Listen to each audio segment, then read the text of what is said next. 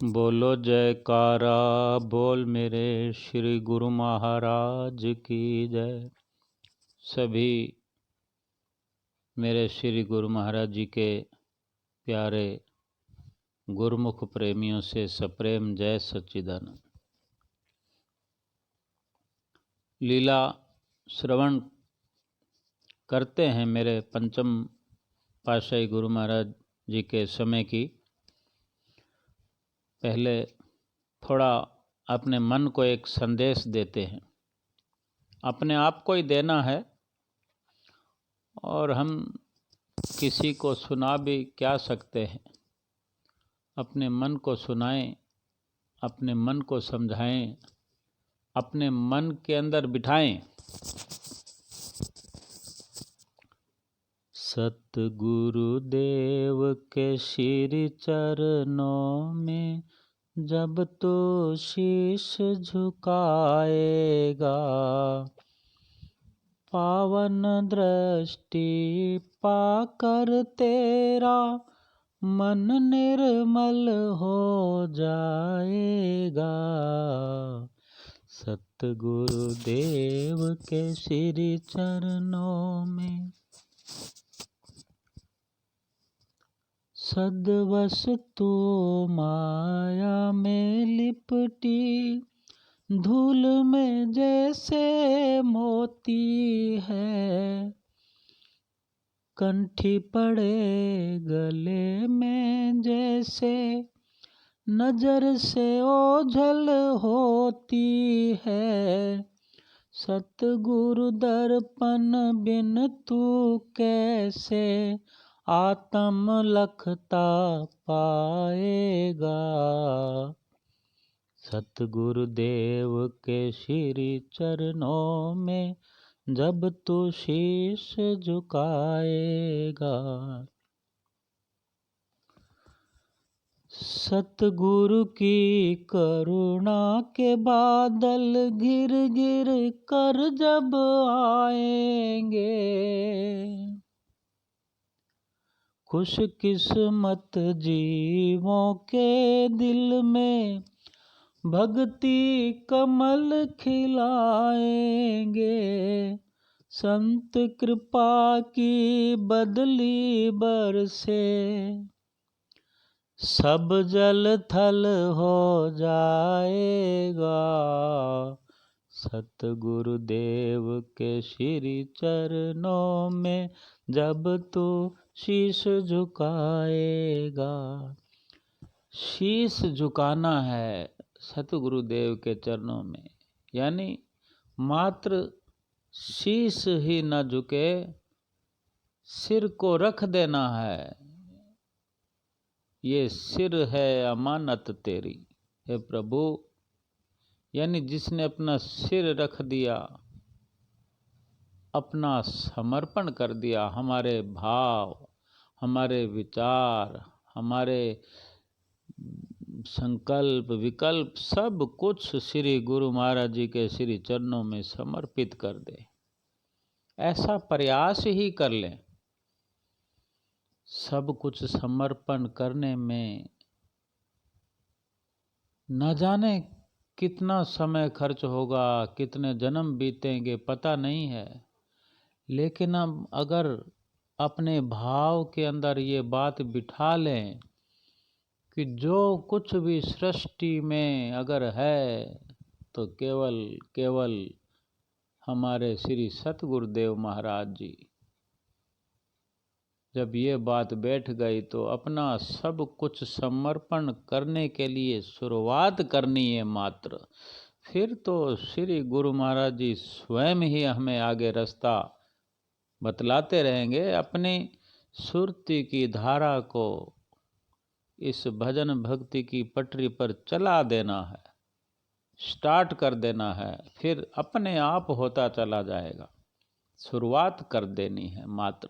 मन को पवित्र करने के लिए, मन को दर्पण बनाने के लिए, उस पर ढकी हुई काई, उस पर जो काई जमी हुई है जन्म जन्मांतरों से, जन्म जन्म से तुझ चेतन पर माया बदली छाई है, जन्म जन्म से तुझ चेतन पर माया बदली छाई है। भीतर से पैदा हो जैसे जल को ढकती काई है, इस काई से रहित हुआ जल, इस काई से रहित हुआ जल, तेरी प्यास बुझाएगा सतगुरुदेव के श्री चरणों में। यानी हमारे अंदर ही सब कुछ है, हम चेतन स्वरूप हैं, चेतन आत्मा हैं। माया की बदली छा जाने के कारण अंधकार हो रहा है। जैसे भीतर से ही पैदा होकर जल के अंदर से ही काई पैदा होती है। हम देखते हैं पानी का तालाब है या पानी का कोई स्रोत है, उसमें एक जगह टिके रहने से उसके अंदर हरे हरे रंग की, मेले रंग की एक काई पैदा होती है और वो काई पानी के ऊपर फैलती जाती है, तो पानी की सतह को ढक देती है, मैला कर देती है। इसी तरह हमारे अंदर भी हमारे जो वास्तविकता है, हमारा जो चेतन स्वरूप है, उसको माया के अंधकार ने ढक दिया है। और ये जब काई धीरे धीरे उतरेगी तो हम अपने मन रूपी दर्पण में ही अपना अस्तित्व देख पाएंगे। ये श्री गुरु महाराज जी के सानिध्य से, उनकी कृपा से, उनके चरणों में जब हम सर को रख देंगे, फिर वो सब कुछ करेंगे। हमारे सर पर हाथ भी रखेंगे, हमारे सर को इतना ऊंचा उठा देंगे, इतना ऊंचा उठा देंगे कि हम यकीन नहीं कर पाएंगे। आओ मेरे पंचम प्यारे गुरु महाराज जी के समय की लीला सुनते हैं। एक बच्ची अपने मुख से वर्णन कर रही है। उसने बताया कि 2014 की बात है, नवंबर में वो बताती है कि समझ लो 20 साल की उम्र रही हो, 20-21 साल की उस लड़की की। वो बता रही है कि मेरे भाई के एग्ज़ाम थे, कोई जटिल परीक्षा थी, कोई थोड़ा मुश्किल एग्ज़ाम परीक्षा या कोई ऐसा कोर्स था, मैं भूल रहा हूँ। शायद उसने बताया कि उसका भाई सीए के एग्ज़ाम देने वाला था, फाइनल पेपर देने थे, जो बहुत मुश्किल होते हैं, बताते हैं,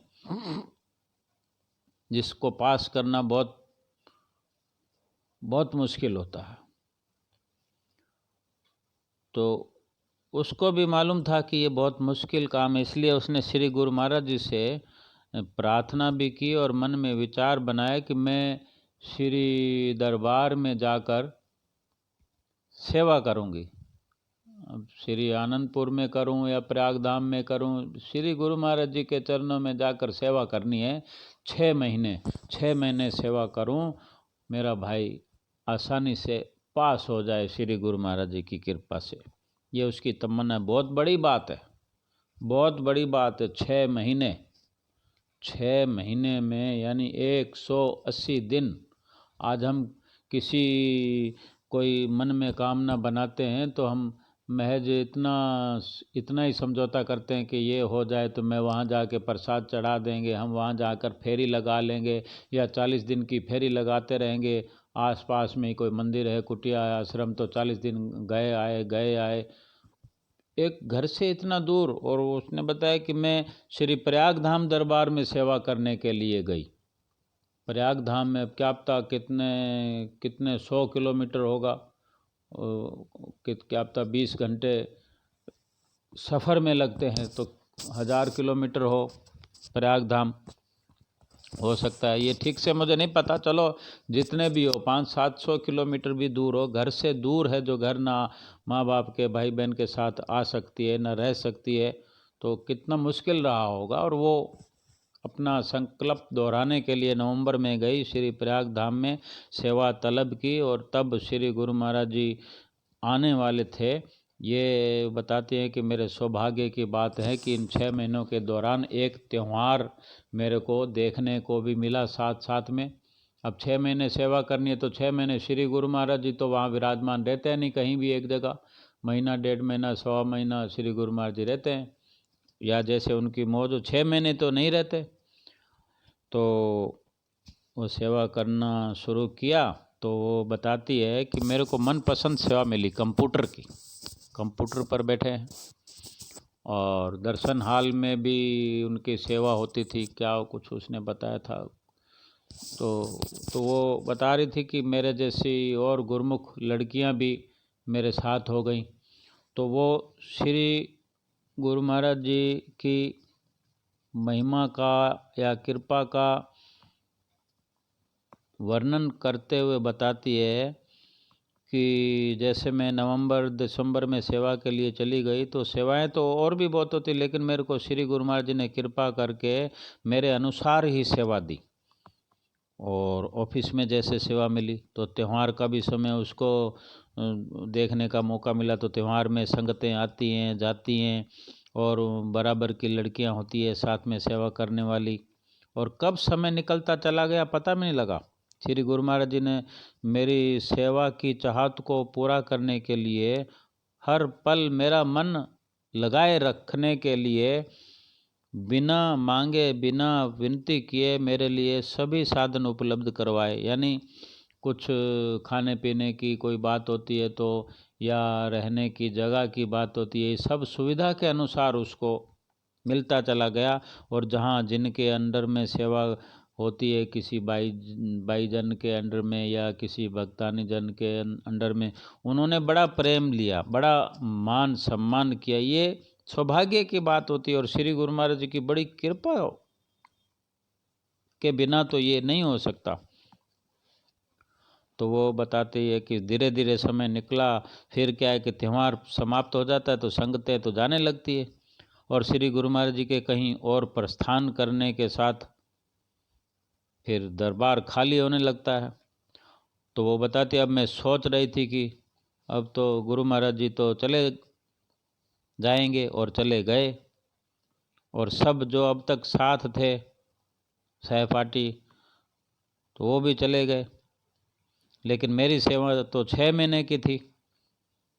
श्री गुरु महाराज जी की कृपा से मज़े से फिर भी 6 महीने निकल ही गए। इतनी वो सब कुछ जो लगता था ऐसे कि अब क्या होगा, श्री गुरु महाराज जी भी नहीं है, संगत भी नहीं है, फिर भी वो बताती है कि मन लगा रहा, और मन से संकल्प किया तो पूरा करना ही था। 6 महीने पूरे निकल गए और मज़े से निकल गए। और फिर मेरे भाई का रिजल्ट भी आ गया, रिजल्ट आया, और एक दिन मम्मी का घर से फ़ोन आया, जैसे फ़ोन तो रोज़ ही आता था, मम्मी का फ़ोन आया, और जैसे आरती करके लौटी तो जैसे रोज़ फ़ोन आता था, मम्मी ने फ़ोन पर बताया, सुनते ही मन खुश हो गया, क्योंकि बहुत बड़ी बात ये थी कि मेरा संकल्प पूरा हो गया। मेरी गुरु महाराज जी ने वो मेरी मांग पूरी कर दी। पूरी कैसे ना होती, 6 महीने की सेवा एक बच्ची अगर कोई करे तो कितने बड़े एक आत्मविश्वास अपने अंदर। श्री गुरु महाराज जी से हम मांग लेते हैं, लेकिन कुछ रिप्लाई भी तो करना होता है, और जो पहले एडवांस में करे बाद में रिजल्ट चाहे, तो ये बहुत बड़ी बात है। ये श्री गुरु महाराज जी का धन्यवाद शुक्राना हम करते हैं कि ऐसी प्रेरणा बच्चों के अंदर हो। तो उसको बड़ी खुशी हुई, जैसे पता लगा कि भाई पास हो गया पहली बार में।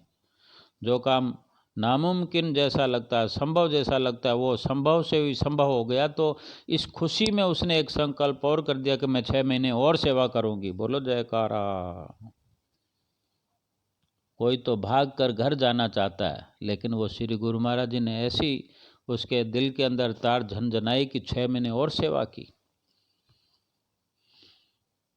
और इसी दौरान फिर एक और कोई बात उसने बताई कि एक बार की बात है, उसने बताया कि जब श्री गुरु महाराज जी प्रयाग धाम तो थे नहीं और तब संगत होती नहीं, तो बताती मैं श्री मंदिर में आरती करने गई हुई थी। मंदिर में भी कोई थोड़े ही लोग थे। कई बार ऐसा होता है कि ज़्यादा लोग नहीं आ पाते हैं। अब सुबह का समय था या शाम का ये नहीं बता पाई हो, नहीं पूछा मैंने। तो मंदिर में 8-10 लोग थे भक्तानियों साइड में। और सब थोड़े होते हैं तो सब आराम से खुले खुले बैठते हैं। तो ये 6 साल पहले की बात ही तो है। और दूर दूर बैठे होते हैं, तो वो जहाँ बैठी है तो वहाँ भी जैसे कोई 5-5, 7 फुट 10 फुट के उसके आसपास कोई नहीं है। तो ऐसा में एक हर किसी के अंदर कोई ना कोई विचार चलता रहता है। अब उसकी अपनी विचारधारा है कि कितने शुद्ध विचारों जैसी अब तक हमने बातें सुनी, तो इसमें भी कुछ ऐसा ही है। तो आरती हो रही थी, आरती हुई, विनती के बाद में फिर वो उठकर, जैसे विनती के बाद में फिर जयकारा निस्तारा होता है, वो जो उठकर नहीं, मतलब विनती के बाद जब बैठे तो जहाँ खड़ी थी वहाँ से वो कहीं ऐसी जगह बैठी तो जहाँ श्री गुरु महाराज जी के दर्शन बीचों बीच बैठने से बड़े खुले दर्शन हो रहे हों स्वरूपों के, तो ऐसी जगह वो बैठ गई। और विनती करने के बाद जो अचानक क्या है उसकी वो बताते हैं कि मेरी नज़रें श्री तीसरी पातशाही जी गुरु महाराज जी के स्वरूप पर टिक गई। आरती गाते गाते अचानक उनसे आरती का ख्याल हटने लगा और तीसरी पातशाही गुरु महाराज जी से बातें करने लगी, अपने विचार शेयर करने लगी, विचार गुरु महाराज जी से मिलने लगे या जवाब भी आने लगा होगा। तो श्री गुरु महाराज जी से फरियाद की, विनती की कि ऐसा कर दो कि मुझे आपके अलावा अभी कोई और ना दिखे। यानी और बहुत कुछ है वहाँ पर, श्री तीसरी पातशाही गुरु महाराज जी के अलावा पहली, दूसरी, चौथी, पंचम सब हैं, और भी बहुत कुछ है, मंदिर हैं, और वेदी में पुजारी महात्मा लोग भी होते हैं, और इधर उधर ये बहुत कुछ है, रेलिंगें लगी हैं, पर्दे लगे हैं, दीवारें हैं। तो वो सब का वो बता रही हैं। वो उसने एक ही बात में सब कुछ कह दिया कि मुझे आपके सिवा कुछ नज़र ना आए।